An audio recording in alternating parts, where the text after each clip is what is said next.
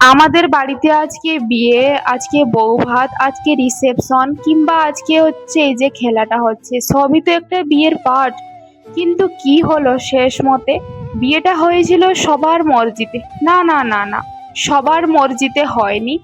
বর আর বউ দুজনের ইচ্ছে মতোই বিয়ে হয়েছিল। বর বলেছিল যে আমি এই বউটাকে ছেড়ে আর কাউকেই বিয়ে করব না, তার মতেই হয়েছিল। কিন্তু বাড়ির সবাই অপছন্দ ছিল। কিন্তু কেন বাড়িতে সবাই অপছন্দ করেছিল কেন? শুধুমাত্র মেয়েটা একটু নিচু কাস্টের বলে। হ্যাঁ, এইটার জন্যই বাড়িতে সবাই মানা করেছিল।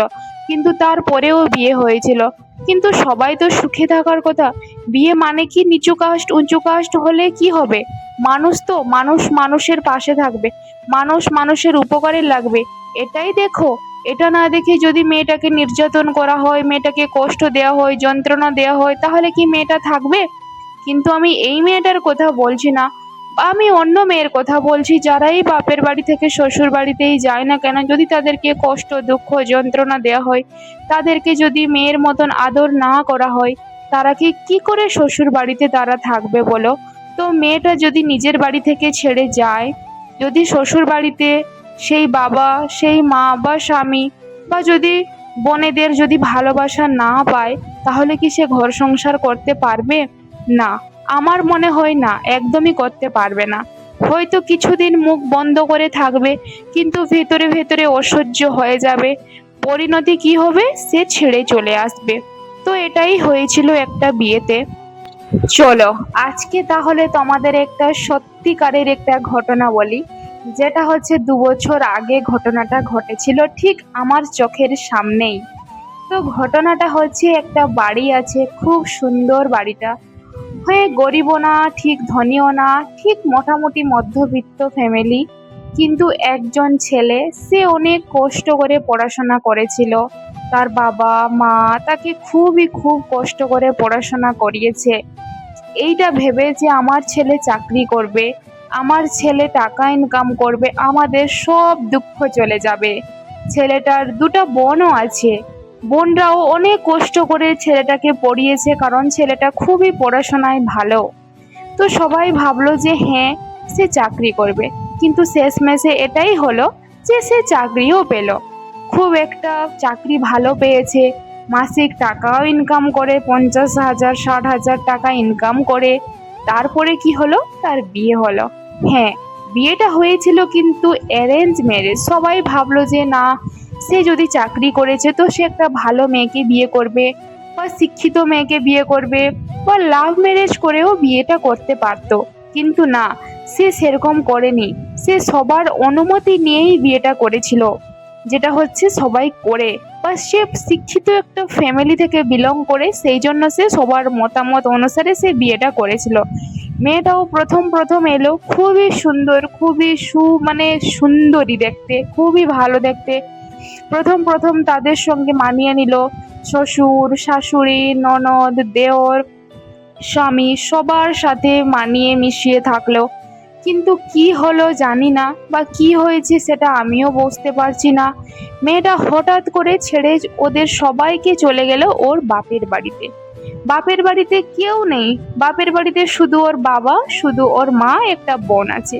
কার বুদ্ধিতে পড়ে গেছে, বা কিসের জন্য পড়ে গেছে? আহারে, ছেলেটাকে দেখতে তো রাজকুমারের মতন, এবং ছেলেটা তো অনেক টাকা ইনকাম করে, ছেলেটার ফ্যামিলি অনেক ভালো। কিন্তু তুই গেলি কেন? সেটা সবার মনে প্রশ্ন। কিন্তু সেই প্রশ্নের উত্তর আজ পর্যন্ত কেউ জানতে পারলো না। সে যে গেছে গেছে, এখনো পর্যন্ত আসেনি। হ্যাঁ, আরেকটা কথা, তার একটা ছোট বাচ্চাও আছে, যেটা হচ্ছে একটা বাচ্চা মেয়ে। সেও এখন প্রায় 1.5 বছরের মতন হতে যায়। তো ওর খাবার দাবার খরচা, বা ওর বউটার খাবার দাবার খরচা কে যোগান দিচ্ছে? এই সব প্রশ্ন ঘুরে বেড়াচ্ছে মানুষের মনে। আর গ্রামের মানুষের কথা তো তোমরা জানো, শহরের মানুষের কথা আলাদা, কিন্তু গ্রামের মানুষের কথা পুরোটাই সম্পূর্ণ আলাদা। গ্রামের মানুষের কথা হচ্ছে, একটা দোকানে বসে যাবে, এর বাড়ির কথা তার বাড়ির কথা, এ কি করলো সে কি করলো, ওই সব নিয়ে গন্ডগোল করা, ওই সব নিয়ে আলোচনা করা। কিন্তু শহরে একটা ঘরের কথা আরেকটা ঘরে যাবে না। এই ঘরে তুমি কি করছো অন্য ঘরে কেউ জানতে পারবে না। এই ঘরে তুমি মরে গেলেও, কান্নাকাটি করে ভূমিকম্প করে দিলেও অন্য বাড়ি থেকে কেউই জানতে পারবে না।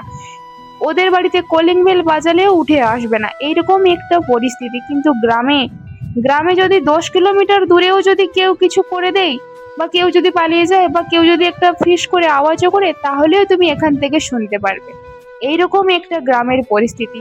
তো সবাই বললো এ তো শিক্ষিত ফ্যামিলি, ছেলেটা খুবই ভালো, ছেলেটার বাবা মা খুবই পরিচিত, খুবই ভালো, ওদের সঙ্গে এমন হলো কেন? কারণ বিয়েটা খুবই সুন্দর, খুবই জাঁকজমকপূর্ণ হয়েছিল। কিন্তু বউটা হঠাৎ পালিয়ে গেল কেন? কিসের জন্য পালিয়ে গেল? আবার একটা ছোট বাচ্চাকে নিয়ে পালিয়ে গেছে। কিন্তু শেষমেশে কি জানা গেল, মানে যেটা হচ্ছে গ্রামের লোক থেকেই জানা যায় যে সে একটা আলাদা একটা লোকের সঙ্গে সম্পর্ক আছে। তো এই কথাটা শুনে কতটা খারাপ লাগতে পারো ভাবো দেখি। একটা ছেলে যে ছোটবেলা থেকে এত কষ্ট করে পড়াশোনা করে মানুষ হয়েছে, সে নিজের পায়ে দাঁড়িয়েছে, সে 40 থেকে 50 হাজার টাকা ইনকাম করে, কিন্তু তার আজকে সংসার নেই। কিন্তু তার বন্ধু, নিজের বন্ধু যদি সেই মেয়েটাকে পটিয়ে নিয়ে চলে যায়, তাহলে ভাবো দেখি কতটা খারাপ লাগবে। নিজের বন্ধু তাকে বেইমান করছে, কিন্তু এটা আমরা কোনোদিন দেখিনি।